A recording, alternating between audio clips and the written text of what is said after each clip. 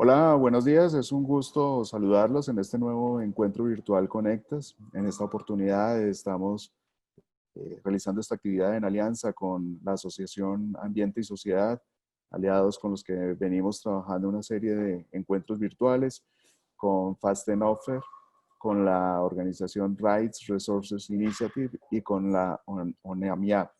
En este caso vamos a tener una posibilidad de estar durante una hora hablando sobre los compromisos climáticos en América Latina y cuáles son estos retos para incluir los derechos humanos de pueblos étnicos y mujeres dentro de estos compromisos. Mi nombre es Carlos Eduardo Huertas, yo dirijo la mesa editorial de Conectas y tengo el gran gusto de presentar a nuestros panelistas. Por un lado nos acompaña John Knox, que es ex relator especial de Naciones Unidas sobre Derechos Humanos y Medio Ambiente durante el año 2015 hasta el año 2018. John, bienvenido. Thank you very much. Para todos nuestros asistentes, en la parte inferior derecha encuentran un globito de interpretación. El señor Knox va a estar hablando en inglés, pero tenemos la posibilidad de habilitar el canal en español o en inglés. Entonces, en la parte inferior izquierda encuentran un globito, ahí dan la opción de interpretación para español. También nos acompaña Omaira Bolaños. Omaira es la directora de programas de América Latina, Justicia y Género de Rights and Resources Initiative, RRI. Omaira, bienvenida. Mucho gusto. Muchas gracias por la invitación. Muchas gracias a usted, Omaira.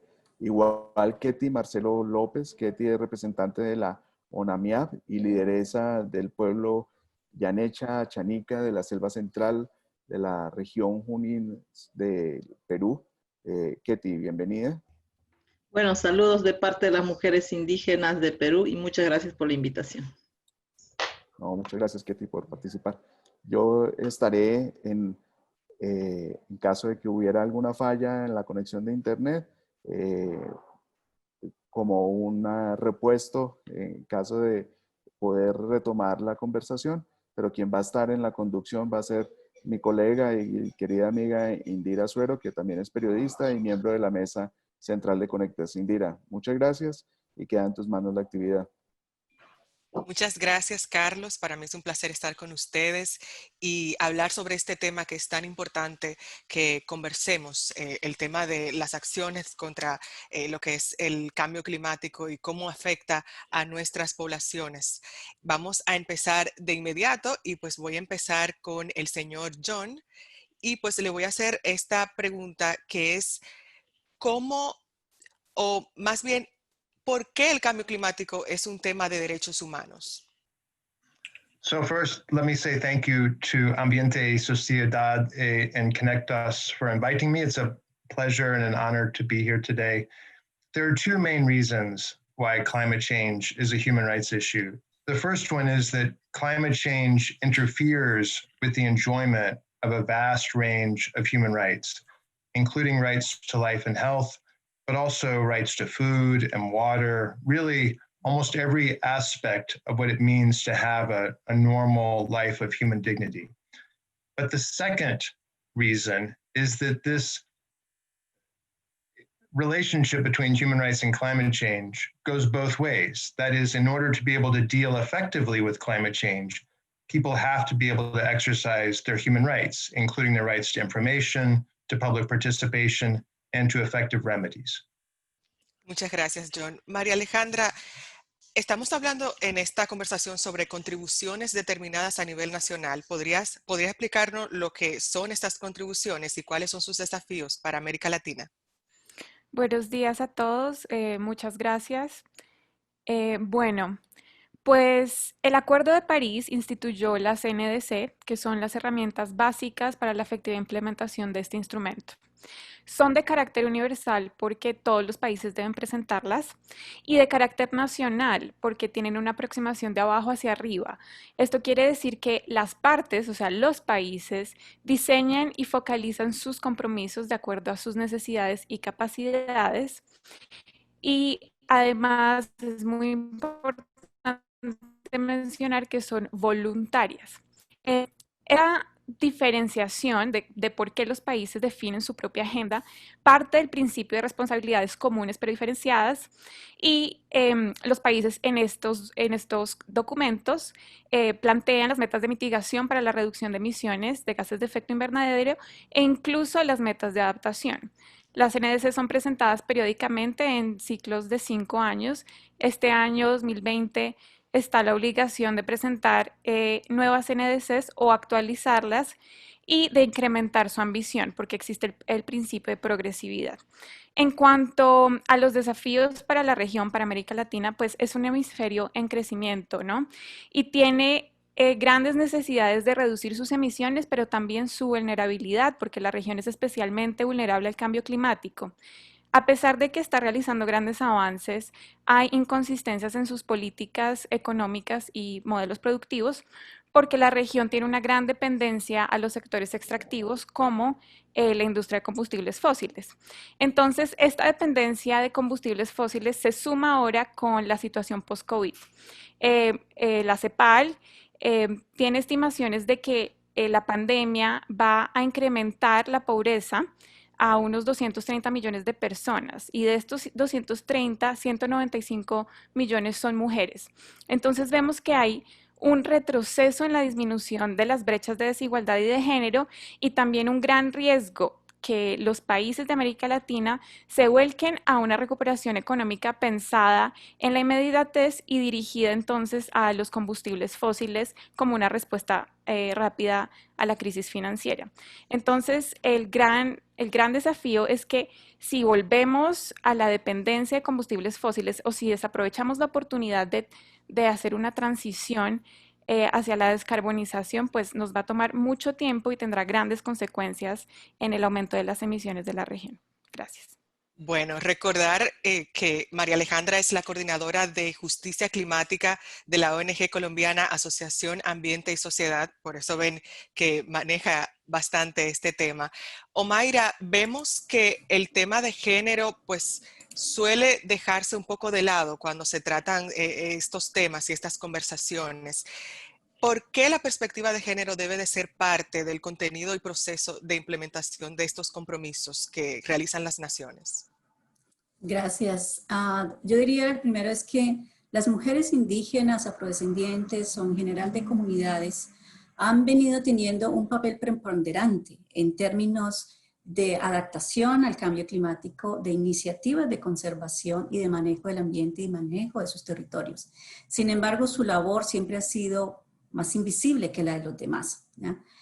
Yo diría que para abordar el tema de cambio climático es necesario volver a abordar el tema de género y los derechos de las mujeres en la tendencia colectiva, ¿ya? ¿Cuál es ese papel que han venido hablando?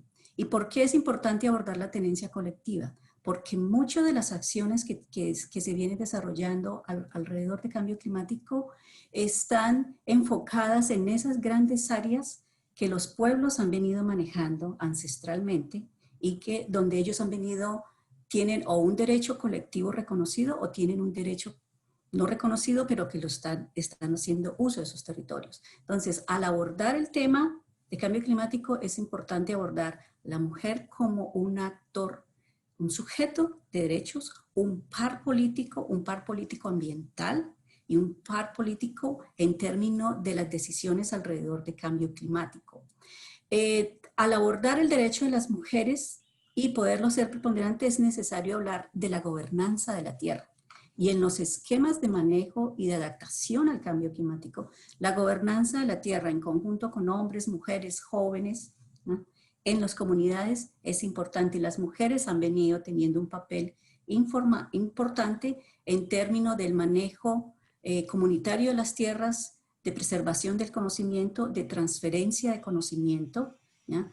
Y ha sido demostrado, por ejemplo, en la relación que ha venido las afecciones de la pandemia actual, el papel preponderante de las mujeres en la seguridad alimentaria y en la soberanía alimentaria para poder responder a efectos. Entonces, las mujeres tienen un papel importante y deben ser tenidas y deben ser ingresadas, pero posicionarse como actores pares iguales a los demás. No necesitamos seguir viendo a las mujeres como unas invitadas o beneficiarias. Son pares, han sido sujetos de decisión. En ese sentido, son importantes tenerlas en cuenta. Ketty, vamos bien brevemente. ¿Cómo podemos crear medidas eficaces para la gestión de recursos en comunidades indígenas?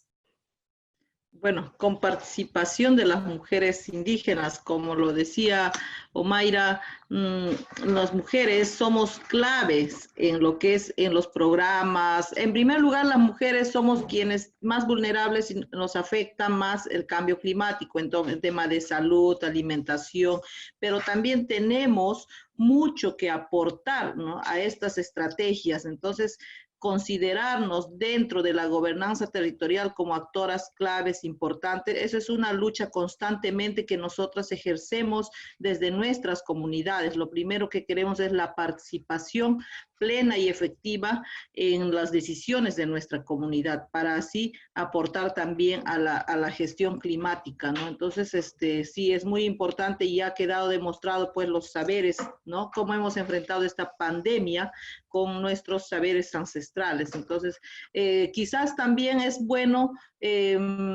reconocer estas desigualdades que hay, porque mucho en las comunidades se dice que no se visibiliza estas desigualdades, por eso que tampoco no se considera la participación de las mujeres.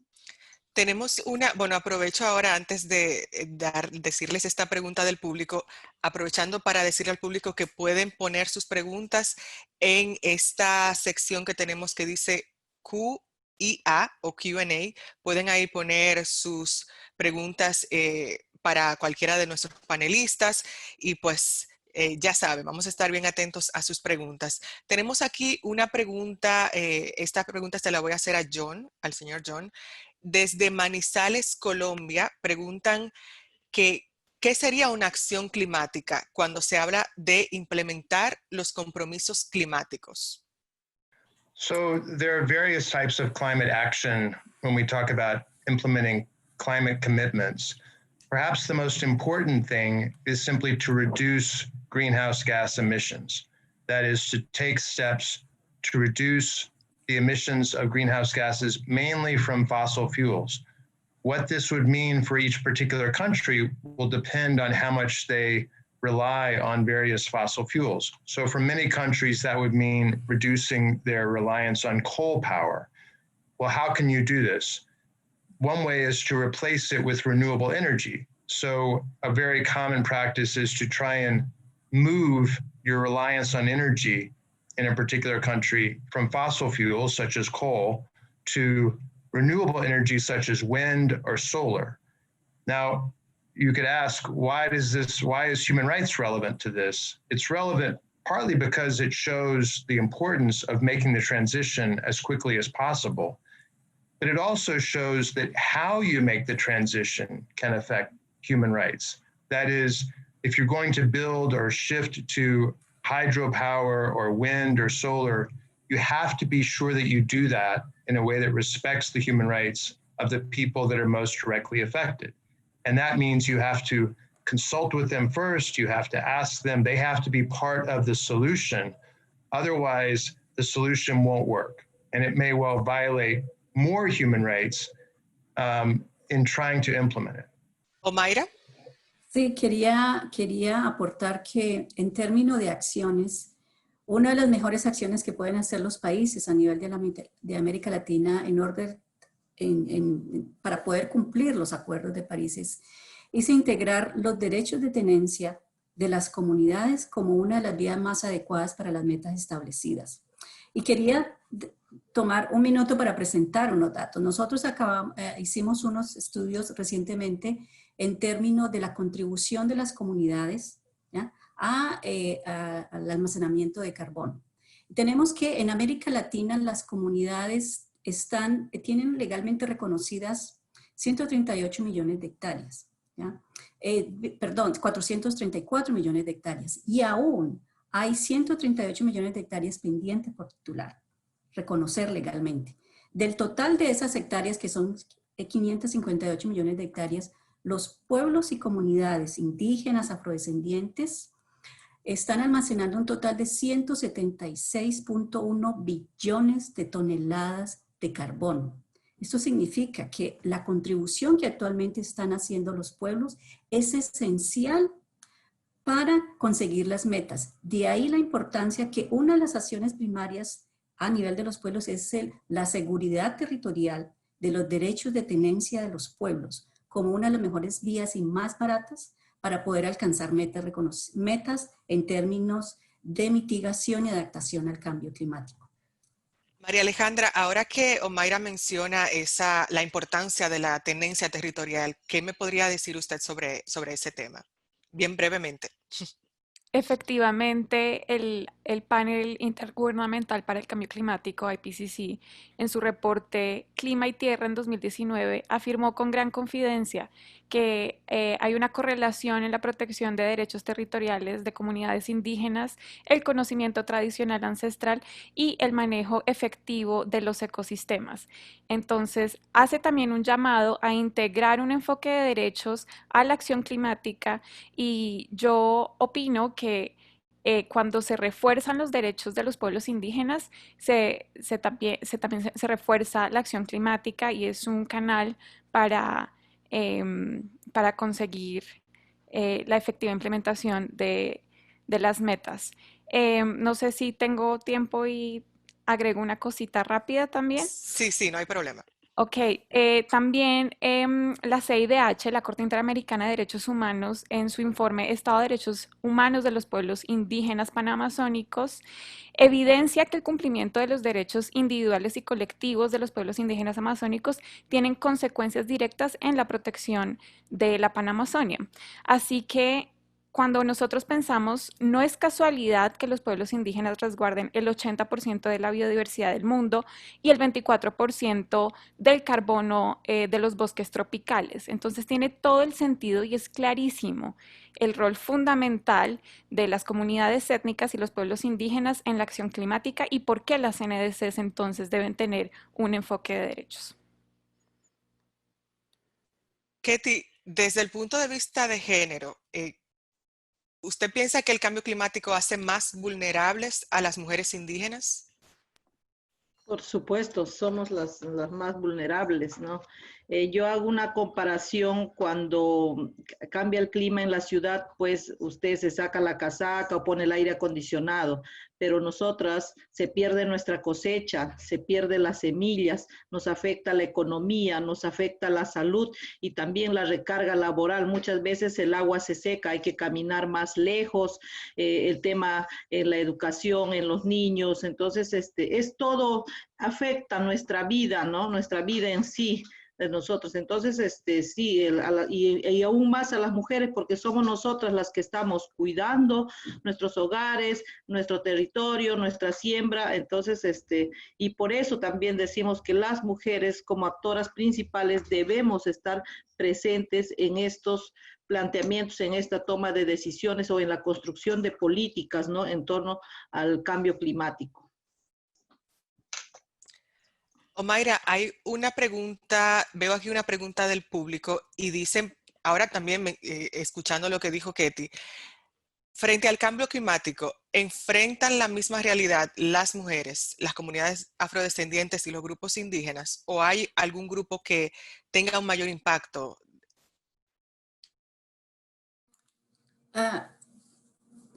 Digamos, el impacto generalizado es generalizado en todas las poblaciones, ¿cierto? Lo que hay, digamos, son unos problemas de tipo estructural con relación a los derechos de comunidades, ya sea afrodescendientes o comunidades indígenas. ¿Ya?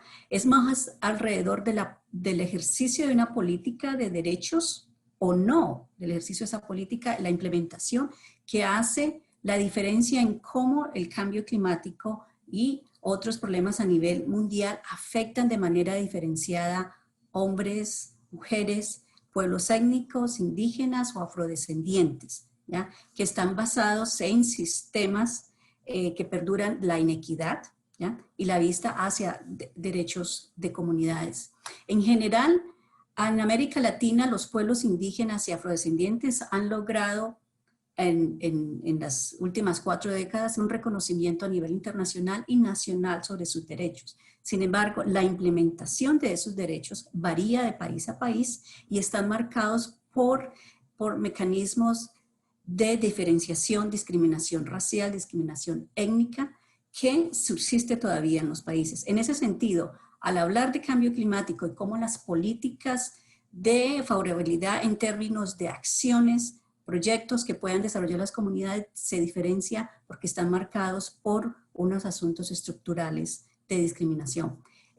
Pero sin embargo, los dos tipos de comunidades que tienen derechos territoriales, los pueblos indígenas, afrodescendientes, como dije anteriormente, están cumpliendo un papel, de hecho, ya comprobado sobre su eficacia en el manejo de los territorios con alta biodiversidad, con altos niveles de bosques, que son importantes para el cumplimiento de esas metas. De ahí que volvemos al mismo punto, el enfoque basado en derechos y el reconocimiento específico de esos diferentes derechos de pueblos indígenas, afrodescendientes y de las mujeres es esencial ejercerlo para poder llevar mejor al cumplimiento de metas e integrar de manera comprensiva e integral las voces, perspectivas y concepciones de los pueblos indígenas y afrodescendientes en la definición de las metas por país. María Alejandra, ¿qué importancia tiene, qué tan relevante es que tanto el sector privado como la sociedad civil y grupos de jóvenes pues tengan esa acción intersectorial para lograr la implementación de los NDC? Bueno, pues los compromisos climáticos o la NDC, que es como un documento guía, marco, no se cumplen solos. La implementación requiere de un esfuerzo mancomunado. Es una problemática global y es una problemática que tiene un enfoque, digamos, para solucionarse de forma nacional, ¿no? En la medida en que los países a través de sus NDCs definen sus propias rutas, acciones, mitigación, etcétera. Entonces, el sector privado, los jóvenes, las comunidades, todos juegan un papel fundamental y a crear espacios para la concertación y para la coordinación de la acción climática es fundamental. Tenemos varias preguntas del público. Hay una que dirigen exclusivamente para el profesor Knox, pero yo pienso que también Ketty puede respondernos. Así que primero voy a preguntarle al señor John. Dicen, Eric Pajares pregunta, ¿cómo el cambio climático afecta a los derechos humanos ambientales de los niños y niñas, en especial los indígenas de América Latina? So I'll answer first for children, and I'll let Ketty maybe focus more on Indigenous children, because obviously she is the expert, much more than I am on that. So it affects children in many ways. Children are more vulnerable to environmental harms than adults for many reasons, including that their bodies and their minds are still developing. And so the harms caused by climate change can affect them right now because they're more vulnerable. But of course, the real effect of climate change, the real harm of climate change is going to be felt throughout our lifetimes and throughout the children's lifetimes. And so for them, the consequences of climate change are much greater because they're going to be affected throughout their lifetimes, and climate change is expected to get worse and worse. And finally, children, of course, are not able to participate in decision-making in most countries. And so they are both most at risk from climate change, but also least able to influence climate policy. Ketty, ¿podría continuar con el lado indígena? Sí, sí, es muy importante la pregunta. Los niños no tienen voz, pero cuando afecta a las mujeres, también afecta a nuestros niños. Nosotros venimos ya desde un proceso de cambio de dieta alimenticia desde hace más de 30 años, desde que el extractivismo entró a nuestras comunidades, arrasó con todos nuestros cultivos, han desaparecido nuestras semillas, nuestros animales, los peces. Entonces, no tenemos una buena soberanía alimentaria. Y es de ahí también la desnutrición, ya nos agarra débiles y ahí las enfermedades, ¿no? Lo que aparece, entonces es más perjudicial para los niños y también las mujeres indígenas. María Alejandra, hay otra pregunta del público y aquí dicen que ¿cómo ve la implementación de una educación que ambientalice y asuma el sentido de urgencia para sumarse a esos compromisos? Bueno, una pregunta muy importante y yo creo que el rol de la educación es fundamental. Y para cumplir con ese rol de educar a la población es indispensable el acceso a la información y a la participación. Entonces lo conecto con el respeto y el cumplimiento de los derechos procedimentales. Em, yo creo que la gestión del cambio climático debe democratizarse. La población debe estar incluida en la toma de decisiones, como mencionaba Ketty y Knox, y esa participación debe ser amplia, no solo de la academia o la sociedad civil, sino también ojalá que fuera una participación intergeneracional que tuviera en cuenta también las voces jóvenes y por supuesto yo creo que dentro de las acciones climáticas más importantes es la educación y por ejemplo el incluir en los currículums de los colegios y las universidades educación climática es una de las herramientas más efectivas para lograr cambios importantes en las actitudes de la población. Omaira, ¿hay que democratizar el acceso a la información en estos temas? Por supuesto, yo creo que es una de las partes más importantes, democratizar la información, el acceso, no solo desde el punto de vista de la información desde gobiernos, desde los donantes, desde la cooperación internacional, de las agencias que producen, de la academia que produce información y datos específicos, debería tener la posibilidad de abarcar un sinnúmero de actores y generar información que es base. General, desde nuestra perspectiva como organización internacional y coalición, nuestro interés es que los datos que se produzcan tengan una función específica para las comunidades, para los gobiernos, de tal manera que permita tener una visión más integral de lo que significa abordar el cambio climático y el papel de los diferentes actores a diferentes niveles. Entonces, en ese sentido, es importante. Lo otro es abordar concepciones diferentes del desarrollo. Uno de los objetivos generales amplios de los NDC es poder transformar un sistema insostenible de desarrollo. Y una de las cosas que hay que aprender y rescatar es que, por ejemplo, los pueblos indígenas tienen unas concepciones diferentes de desarrollo. Y en la perspectiva de los planes de los NDC es importante abordar otras concepciones que existen actualmente, que interactúan con el modelo general y que han venido desarrollando alternativas de relacionamiento con el ambiente que hacen unas prácticas sostenibles sobre el tiempo y que son necesarias de proteger a través de proteger los derechos de tenencia. Cuando hablamos de derechos de tenencia es una visión integral, no es solo un pedazo de tierra, es todo el conjunto de relacionamiento y de uso de los recursos de una manera sostenible. Nosotros, por ejemplo, estamos haciendo un estudio a nivel de 9 países en América Latina. Un minutito más, Omaira. Sí, identificando el aporte de las mujeres indígenas y afros a la economía local a través de modelos de desarrollo diferentes. Encontramos una gama súper amplia de áreas en las cuales las mujeres están actualmente desarrollando un aporte a la economía, al ambiente, que ha sido invisibilizado. Esperamos poder mostrar que son contribuciones que deben ser integradas en los índices como propuestas de manejo sostenible de la economía, del ambiente, de los bosques y de la cultura en general y de la vida de todos los países. Ketty, ahora que Omaira menciona pues ese estudio y también como esas contribuciones de las comunidades de mujeres afro e indígenas, hay una pregunta de parte del público que dice, ¿cuál es el rol transformador que ocupan las mujeres y las comunidades indígenas? Dice la persona que hizo la pregunta que no solamente somos víctimas, entonces, ¿cómo podemos también mostrar ese rol transformador? Bueno, nosotros, los pueblos indígenas, o sea, hablar de cambio climático para nosotros pasa por cuidar bosques, pasa por cuidar la vida de quienes cuidamos y protegemos estos bosques y también hay un desafío importante acá, que es el cambio de paradigma. Cómo nosotros miramos a los bosques.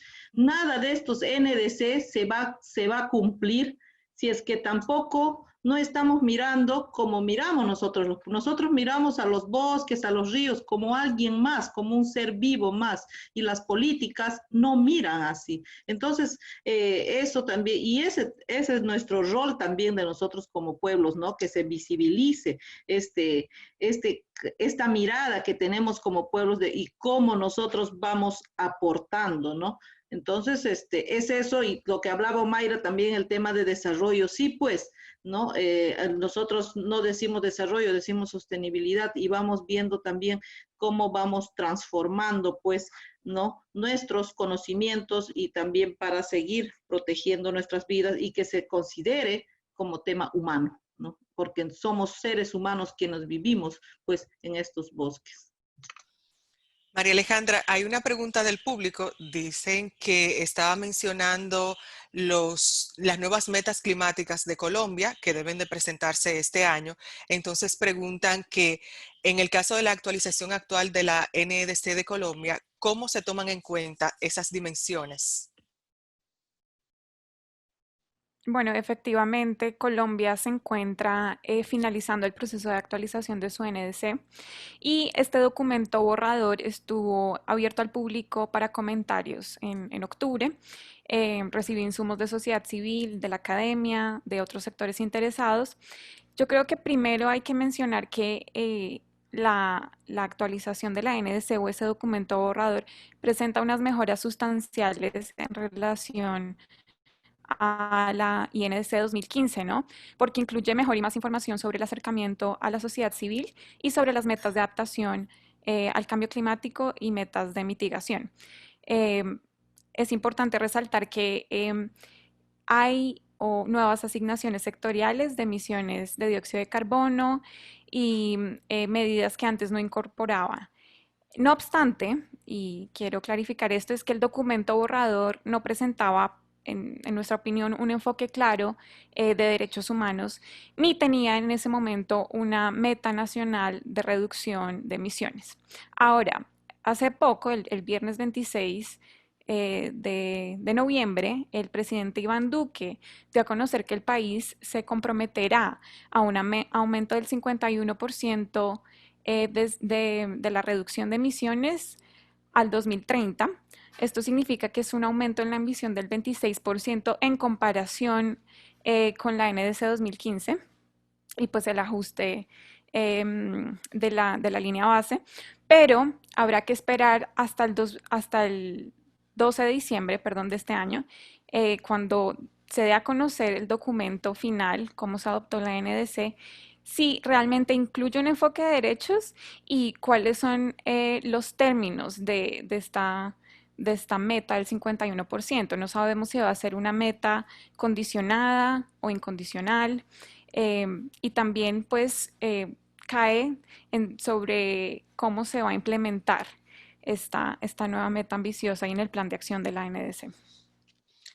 John, vimos cómo el presidente Trump retiró en 2017 a Estados Unidos, que era un actor fundamental para el éxito del Acuerdo de París, y también vemos ahora cómo el presidente electo Joe Biden prometió que va a retomar esos compromisos.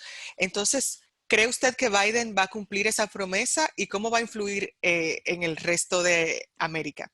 I think he will. He has said that he will rejoin the Paris Agreement on the first day after he takes office. So that means as of January. I think he will definitely keep that promise.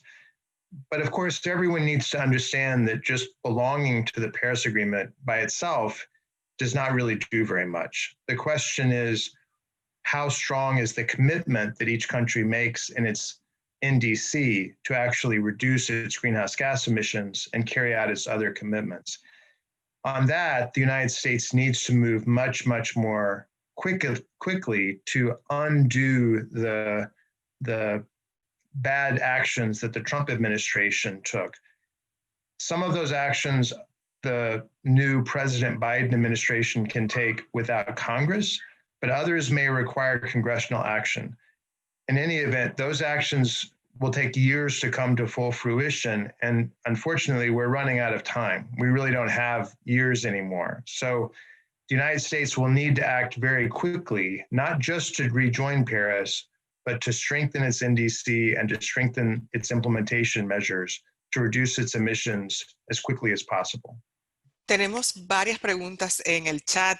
Vemos también cómo la frase de Ketty, de nosotros no decimos desarrollo, sino decimos sostenibilidad, le gustó al público. Hay una pregunta aquí para el profesor John y también para María Alejandra. ¿Cuál es la relevancia del acuerdo regional sobre acceso a la información, participación y justicia en asuntos ambientales de América y el Caribe, o acuerdo de Escazú, en la protección de las labores de los defensores y defensoras ambientales de la región? Well, I'll say something and then I'm sorry, Maria Alejandra, do you want to go first? Thank you. I will. Okay. Bueno, me emociona esta pregunta porque el Acuerdo de Escazú es el primer acuerdo regional en asuntos ambientales que además tiene, como se mencionaba en la pregunta, una disposición precisa para mover a los estados a la protección de defensores ambientales y de derechos humanos. Y el Acuerdo de Escazú se relaciona mucho con la implementación de la acción climática, porque se enfoca en los derechos de acceso a la información, participación y justicia en asuntos ambientales. Ya había mencionado el porqué de la importancia del acceso a la información para la democratización de la gestión climática y también de la participación de las comunidades, la sociedad civil, ¿verdad? Pero el Acuerdo de Escazú tiene también obligaciones puntuales. Por ejemplo, el artículo 6 sobre acceso a la información insta a los países a la creación de un registro de emisiones y transferencia de contaminantes bajo sus jurisdicciones. Y esto es importante porque es una medida que va a facilitar y catalizar la implementación efectiva de un instrumento como la NDC, ¿verdad? Entonces, tanto el Acuerdo de Escazú como la acción climática tienen puntos en común y yo lo veo como un vínculo para materializar una acción climática inclusiva y ambiciosa. Gracias. John? So that Maria Alejandra said that very well. And I would just add the importance of protecting environmental human rights defenders, especially in Latin America, where often the work of environmental defenders, including especially indigenous defenders, puts them at great risk. They receive physical harassment, they receive death threats, and too often they actually are killed as a result of their work. We simply cannot achieve sustainable environmental protection without protecting the people who are on the front lines of working for that protection. And so the Escazú Agreement, while it's not going to solve all the problems, it does put that problem front and center. It makes clear that governments have to take steps to protect their environmental defenders. So it's extremely important, and it has just received enough ratifications to enter into force, but I hope that Colombia and other states throughout Latin America join it as quickly as possible. Ketty, hay una pregunta también del público que dice que ¿cómo se puede lograr que se entiendan las diferencias de las culturas indígenas de los distintos pueblos para que pueda el resto de la sociedad entender cuáles son las diferencias y también, por ende, aplicar esto a las acciones que se realizan contra el cambio climático? Importante la pregunta. Sí, nuevamente digo, pasa por entender, por tener empatía y entender al otro, ¿no? Para nosotros, pues, significa lo que significa el territorio, lo que habita en el territorio y cómo entienden, pues, las personas no indígenas, diría, ¿no?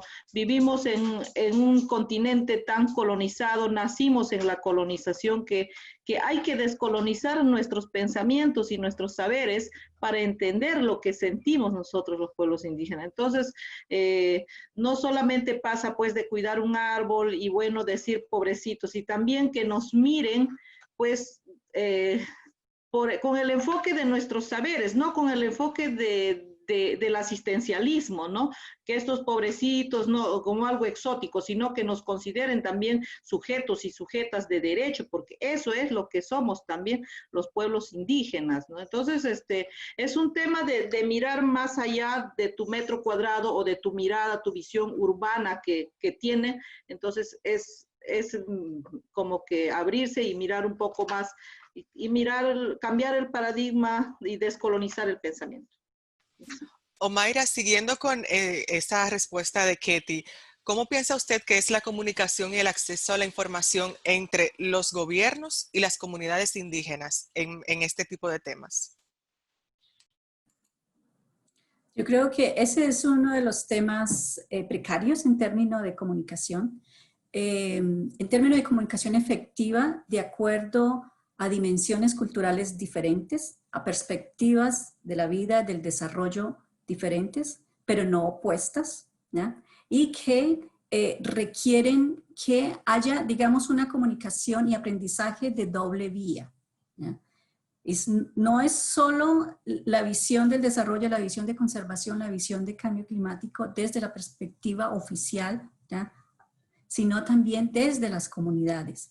Y una de las cosas que es necesario en eso es poder brindar, hacer un puente de información entre los conocimientos tradicionales y el saber dominante alrededor de cómo abordar iniciativas de cambio climático y de manejo de los recursos. Quería desarrollar un poquito más, ¿cierto? Lo que está diciendo Ketty, lo que había mencionado anteriormente. Hay concepciones diferentes de lo que significa desarrollo, ¿ya? Porque no solamente hay una visión válida. Para muchos de los pueblos indígenas, ¿cierto? Hay una visión de desarrollo que está atada alrededor de la identidad, ¿ya? De su relación con la naturaleza, ¿ya? Que permite tener una definición de acciones diferentes, ¿ya? Que no son solo extractivistas, que no son solo de uso de la naturaleza, sino de convivencia con la naturaleza, que son importantes al momento de definir alternativas y mecanismos en los NDCs de cómo cumplir metas. Igualmente, para los pueblos afrodescendientes hay otras concepciones, por ejemplo, el Ubuntu, yo soy porque somos, es una visión que realiza una visión alrededor de responsabilidad como ser humano, alrededor de mi relación con el ambiente y todo. Entonces, estos son aspectos importantes en términos de entender que la relación y diálogo con los pueblos indígenas tiene que tener una doble vía de aprender de procesos importantes y poderlos integrar en los planes que se deben. De ahí que para poder seguir abordando el tema de los NDC, de iniciativa de cambio climático, de conservación, los pueblos indígenas y comunidades afros y demás que hacen parte de este gran colectivo que está alrededor de los recursos valiosos para mitigar el cambio climático, tienen que continuar siendo actores principales del diálogo y no seguir siendo, como también lo dijo, solo beneficiarios de un data. Ellos son los actores que han venido poniendo y ese es parte de un elemento clave si queremos abordar el enfoque de derechos en el cambio climático. Los actores principales deben ser voz preponderante en todas estas decisiones hacia cómo caminar hacia adelante. Ketty, hace falta, ahora que Omaira dice que deben de ser los actores principales, ¿hace falta más comunicación del gobierno con sus comunidades? Muchísimo, muchísimo. Acá en Perú, desde el año 2009, recién nos consideran para alguna mesa de diálogo. Sin embargo, esto no reúne todas las condiciones porque ellos tampoco no garantiza igual las condiciones. Por ejemplo, solamente hacen mesas de trabajo donde nos sacan todos los insumos y en el momento de tomar decisiones no estamos presentes. Con la ley de cambio climático acá en Perú acaban de sacar una comisión nacional de alto nivel sobre cambio climático. Están todos los ministros, algunos sectores, pero los pueblos indígenas no estamos presentes, por ejemplo, en esta mesa importante. Entonces, hace mucha falta, ¿no? Y uno de los pedidos también cuando reglamentamos esta ley sobre cambio climático ha sido eso, que los pueblos indígenas participemos, ¿no? Y no, o sea, solamente actores claves, pero para el discurso nada más y no en la práctica. María Alejandra, vemos que Colombia se encuentra pues en este mismo momento en una crisis climática que ha afectado las islas de San Andrés, Providencia y Santa Catalina, y también otras regiones sufrieron inundaciones. ¿Qué relación tiene esto con el cambio climático? Sí, bueno, la evidencia creciente insinúa que efectivamente existe una relación entre el cambio climático, el aumento de eventos climáticos extremos, como los huracanes, em, y el aumento de su intensidad a causa de, pues, el aumento de las temperaturas oceánicas y atmosférica. Entonces, definitivamente está relacionado. La devastación que vemos en San Andrés, Providencia, Santa Catalina y en varios países centroamericanos por el paso de Iota es de gran magnitud. Y cuando vemos las imágenes podemos percibir que el cambio climático es una realidad, no es una cosa del futuro. Entonces, también vemos que los mayores afectados por este tipo de desastres son personas que ya se encuentran con o en alguna situación de vulnerabilidad. Entonces, hay falta de infraestructura resiliente, hay falta de medidas de preparación ante el riesgo de desastres, pérdidas y daños. Entonces, yo creo que es muy importante que cuando hablamos de cambio climático empezamos a hablar también de medidas de adaptación, porque es una realidad, los huracanes podrán ser más intensos con efectos devastadores. em, y a la hora de la preparación, también hay que tener en cuenta que si no se limita el aumento de la temperatura global, esto puede causar grandes desplazamientos humanos. La cifra estimada del Instituto para la Economía y la Paz es que 1 billón de personas podrán ser desplazadas por causas relacionadas al cambio climático y esto es un gran drama humano. Entonces, yo creo que es un llamado a la reconstrucción, pero una reconstrucción teniendo en cuenta pues el aumento en la intensidad de los eventos extremos climáticos. Tenemos más preguntas del chat. John dice aquí que en Latinoamérica, en el marco de derechos humanos, sería más importante centrarse en acciones de adaptación y resiliencia y destinar más financiamiento, o es más importante la mitigación, para lo cual hay más financiamiento.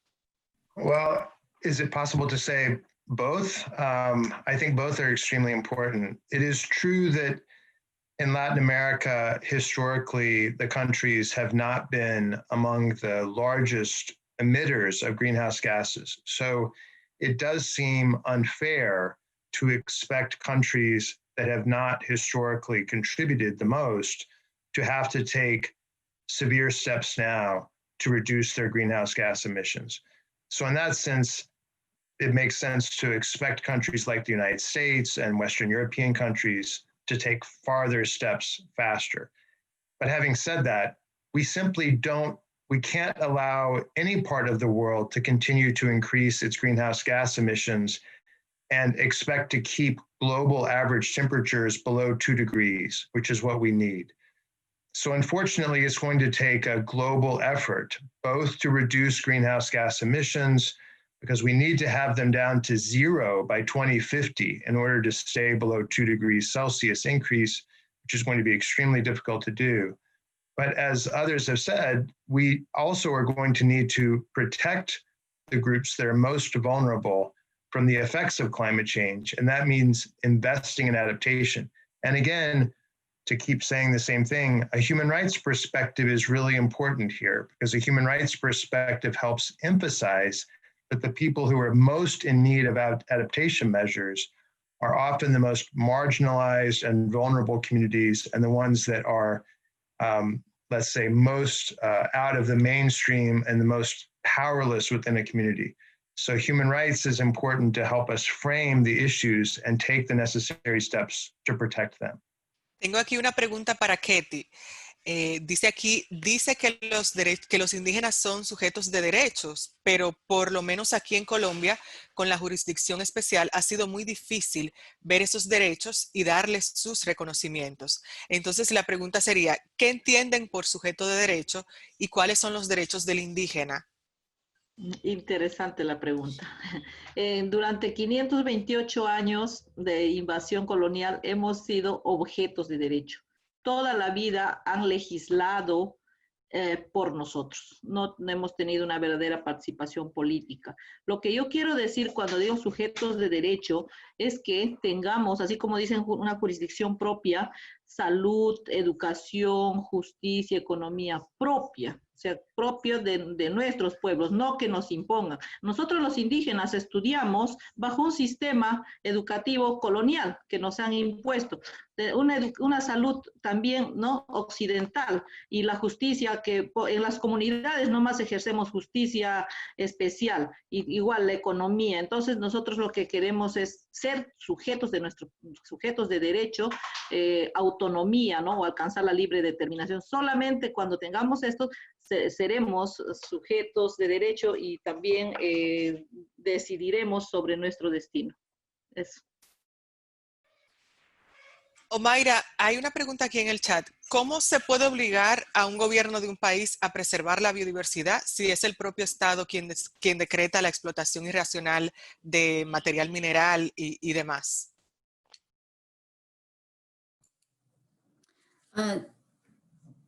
De hecho, hay un principio, ya, como Estado tiene una responsabilidad no solo sobre sus ciudadanos, sino sobre todo el territorio, ¿ya? Y toda la riqueza valuable de ese territorio, ¿ya? Entonces, hay un principio de obligatoriedad básica de los estados en proteger la naturaleza y proteger su ambiente.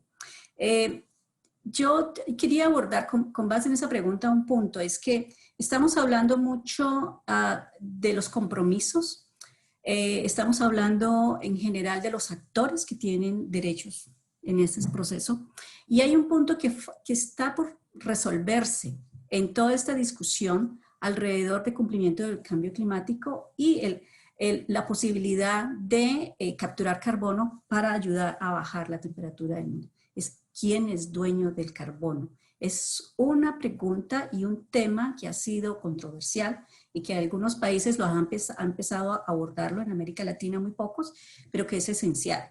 Si yo vuelvo al punto que puse anteriormente, los pueblos indígenas en América Latina manejan tierras sobre 558 millones de hectáreas y esas tierras almacenan 176.1 billones de toneladas de carbono.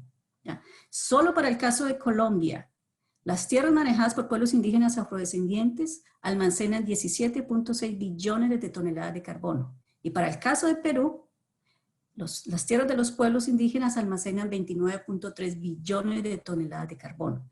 Esto hace a los pueblos indígenas no solo un actor preponderante, sino que hacen parte de la resolución de esa pregunta. ¿Quién es el dueño del carbono para poder definir acciones concretas, para poder definir? Entonces, es importante, y volviendo a la pregunta que me hacen, es importante mostrar estos datos a los gobiernos, a los estados a nivel general, para asegurar que hay una responsabilidad mucho mayor, ¿ya?, alrededor de todos estos componentes que hacen posible generar unos planes concretos y viables, y tienen en casa los actores que están contribuyendo a ese proceso. Entonces, la capacidad de responder y obligar a los estados es hacerle ver quiénes tienen adentro, quiénes están cumpliendo, quiénes contribuyen a ese proceso. Esa sería una forma, mostrar estos datos y decir, aquí están las contribuciones que podemos continuar haciendo y protegiendo en la medida en que aseguremos los derechos de tenencia colectiva de los diferentes pueblos en América Latina que ya están haciendo contribuciones. María Alejandra, ¿se puede obligar a un gobierno de un país a preservar la biodiversidad? Por supuesto, para eso hay legislación nacional e internacional. Tenemos el convenio de biodiversidad biológica. Colombia ratificó este convenio, hace parte de la legislación nacional. Y algo muy interesante que estamos viendo en la protección del cambio climático, la biodiversidad, los ecosistemas, es el litigio estratégico. Y los jóvenes, y yo creo que los jóvenes están teniendo un gran rol en este movimiento, y es a través de acciones judiciales, acciones legales, lograr precisamente obligar a los estados a cumplir con sus obligaciones, y en el caso del cambio climático, a respetar sus compromisos, o a vivir, live up to their commitments, a vivir, respetar sus compromisos climáticos. Hay otra pregunta, María Alejandra, que dice, en el caso de Colombia, que los recursos del subsuelo son del Estado. Me imagino que va ligada a lo que estaba comentando Mayra y lo que acabas de decir. ¿Qué se puede hacer en ese caso? Pues Colombia igual tiene un marco de participación y las reglas de juego son claras, ¿verdad?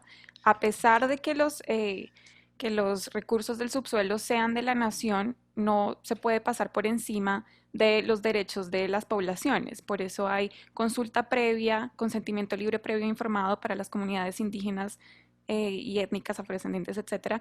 Y por eso hay mecanismos de participación en la toma de decisiones. Ahora, se cuestiona porque que sean efectivos no siempre.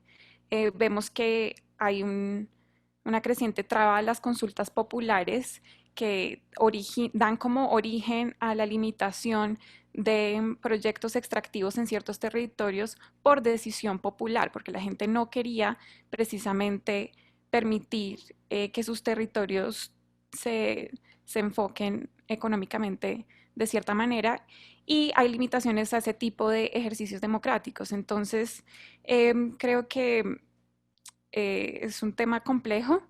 Sin embargo, pues existen mecanismos y bueno, la participación de las comunidades y de las personas es fundamental precisamente para la planeación y el desarrollo territorial. John, ¿cómo se relaciona y qué consecuencias puede tener la crisis del COVID-19 con la crisis climática? Well, in the short term, I mean, it's hard to say that anything good will come out of this global pandemic that has lost so many lives. But in the short term, it will have the effect of reducing greenhouse gas emissions, perhaps by as much as 8% for 2020, as a result of decreased economies, decreased economic growth, and so forth. But of course, that's an extremely painful way to reduce emissions. This is not how we want to reduce emissions.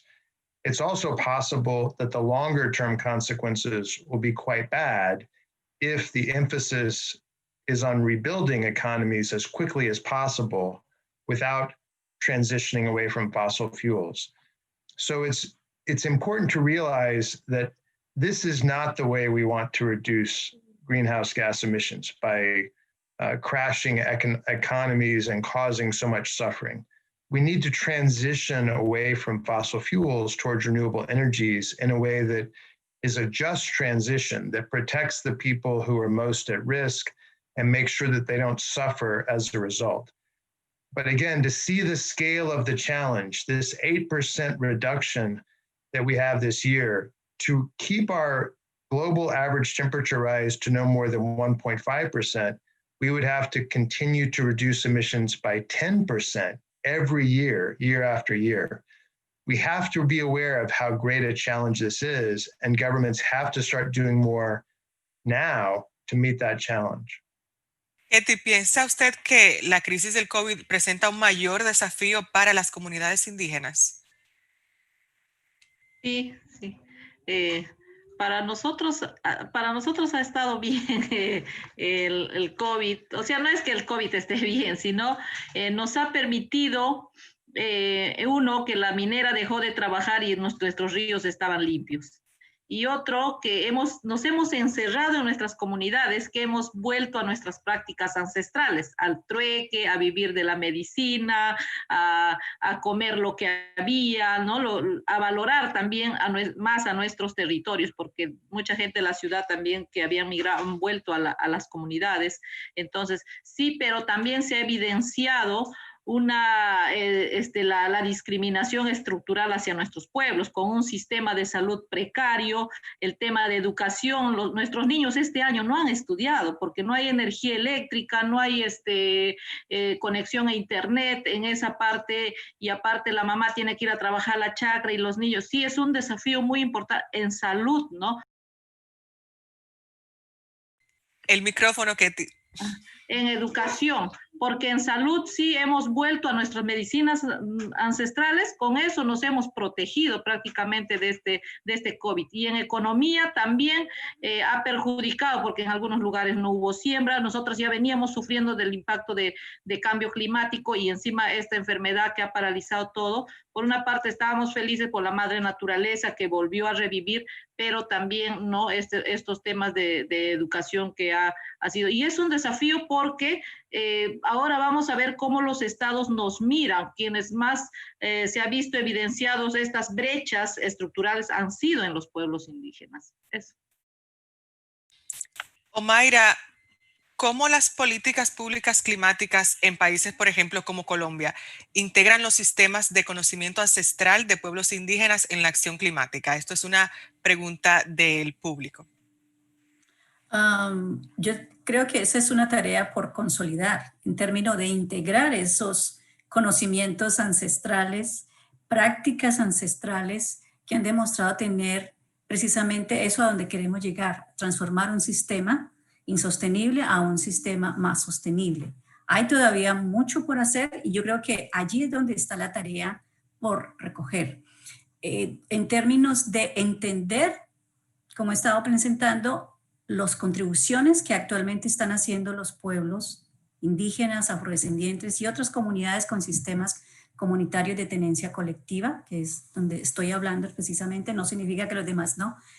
En términos de gobernanza territorial, de sistemas de gobernanza territorial que permiten desarrollar sistemas de manejo del ambiente, de conservación supremamente efectivos, ¿ya? Para poder responder, adaptarse al cambio climático y generar alternativas viables en términos de no solo de las metas, sino de poder manejar a nivel nacional el cambio climático. Las áreas de conservación, por ejemplo, a nivel de América Latina, han sido de gran importancia, ¿cierto? En términos de, pero sin embargo, digamos, análisis que hemos venido haciendo, y ayer lanzamos un estudio sobre el papel de las comunidades en conservación, ¿ya? De cómo los modelos de conservación excluyentes no generan la misma efectividad en términos de manejo, de esas prácticas de manejo de las comunidades, que sean a través del manejo de sus territorios han desarrollado conservación, que es de los recursos valiosos, biodiversidad, de los bosques, que son esenciales para las metas que queremos poner en términos de reducción y mitigación del cambio climático. Y las comunidades han venido haciendo, digamos, una inversión propia de mantener a nivel de los países la calidad, ¿cierto? La biodiversidad y los bosques. Las tasas de deforestación en Perú en áreas de conservación comunitaria, manejado por las comunidades, fueron menos en comparación con las áreas formalmente protegidas. Y eso ha sido un ingrediente que hemos venido identificando a nivel de muchos países. Y eso a pesar de que los marcos reconocen el derecho de las comunidades a manejar. En el caso de Perú, sin embargo, se sigue otorgando concesiones en petróleo, concesiones forestales que afectan ese papel que vienen contribuyendo las comunidades. El costo del reconocimiento de derechos, por ejemplo, para poder contribuir y mantener, incorporar esos aportes que están haciendo las comunidades. En el Perú, el costo de reconocimiento de derechos en miles de millones de dólares es apenas del 0.08%. ¿Ya? En contraposición con el costo nacional que representa 11.4 millones, ¿ya? De costo de mantener áreas de conservación sin gente o áreas de conservación que limitan los derechos de las comunidades. Hay una gran capacidad, las comunidades están aportando y el llamado es como una forma de poder integrar eso, es reconocer derechos, no tanto solo en tenencia y gobernanza, sino en conservación y adaptación al cambio climático que vienen haciendo los pueblos indígenas. María Alejandra, ¿se pueden integrar las políticas públicas climáticas en Colombia con esos sistemas de conocimiento de los pueblos indígenas? Por supuesto, además es necesario, así como lo mencioné en una intervención pasada, el panel intergubernamental de cambio climático reconoce la importancia de los sistemas de conocimiento tradicionales para la mitigación y la adaptación, y creo que hay una necesidad de vincular, pero sobre todo de precisamente crear espacios de participación amplios con las comunidades, como mencionaba Mayra, para poder generar políticas coherentes con sus modos de vida que además beneficien el cumplimiento de los compromisos de Colombia. John, ¿cómo deberían los medios de comunicación prestarle atención a este tema? ¿Le están prestando atención o están un poco flojos en ese sentido? I'm sorry, but I think the media is lagging very far behind on all of these issues, unfortunately. The media tends to pay attention to things like Donald Trump leaving the Paris Agreement, which is important, but the media needs to pay more attention to the kinds of things that Omaira and Ketty are talking about. That is the way in which indigenous peoples are actually interacting with climate and protecting their rights in a way that benefit other people. That often gets overlooked because the attention is on very high level politics, but it's not on the effects on the ground. So that's one important aspect. The other is, I don't think the media has yet woken up to what a crisis we're facing. We simply are running out of time to effectively deal with climate change. It is going to affect everyone who's listening to this within their lifetime. This is no longer a problem for the future or for some other parts of the world. This is going to affect all of us increasingly in the short term. And so I think the media still too often overlooks that or doesn't realize or doesn't portray this as the enormous crisis that it really is.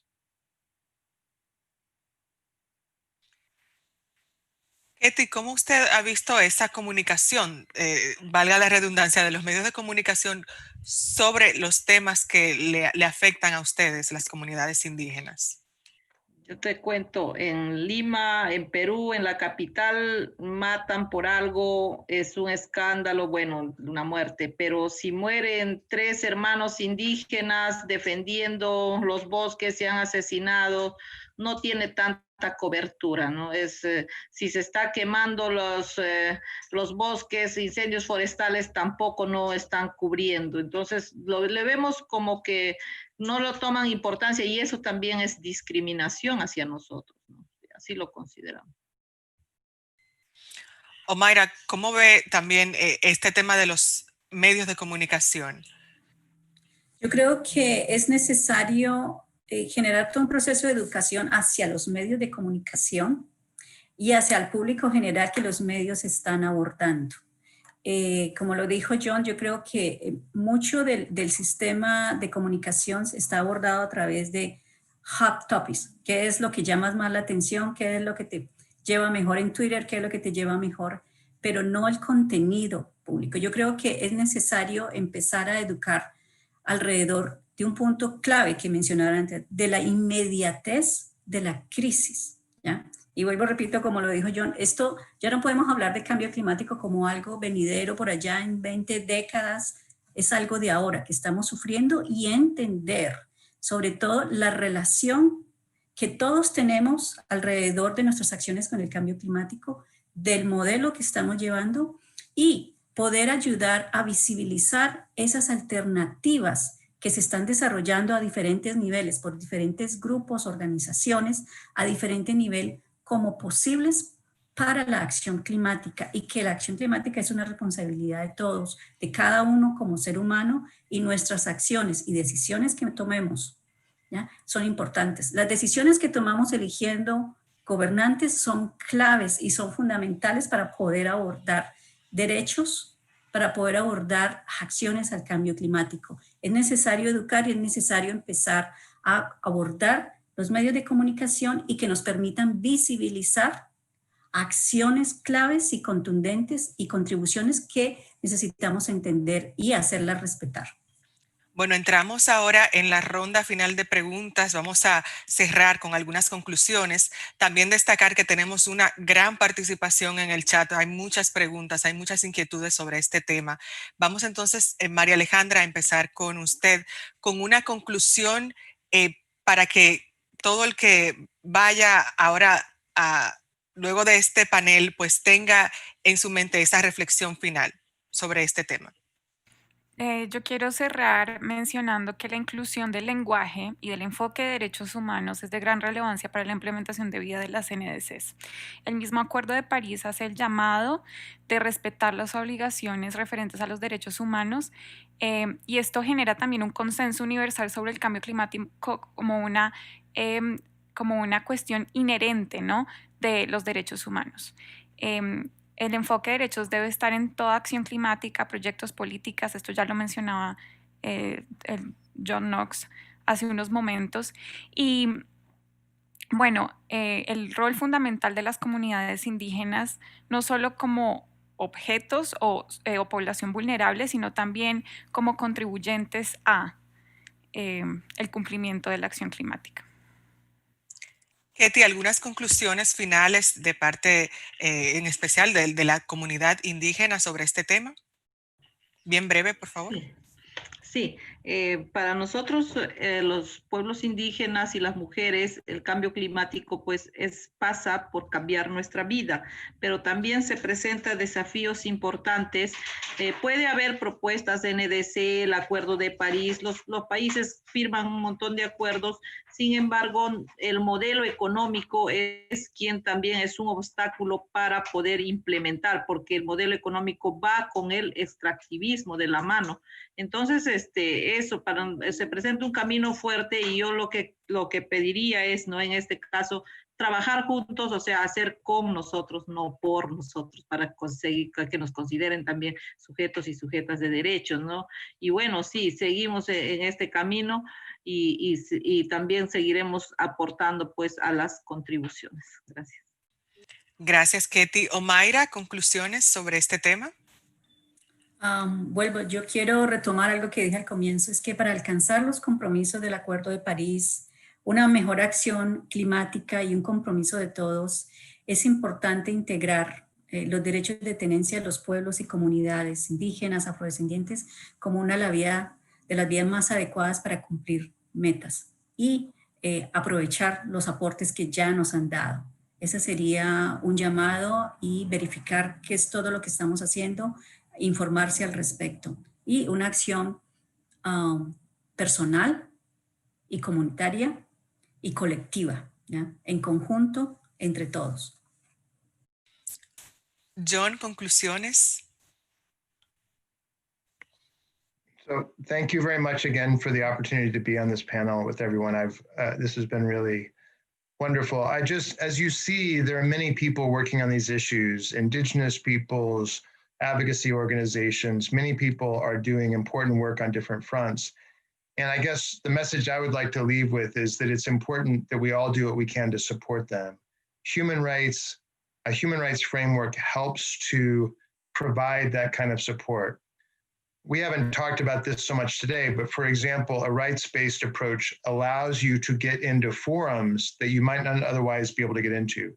Many of the most successful climate cases brought in courts in Latin America and elsewhere in the world are based on human rights, including the right to a healthy environment.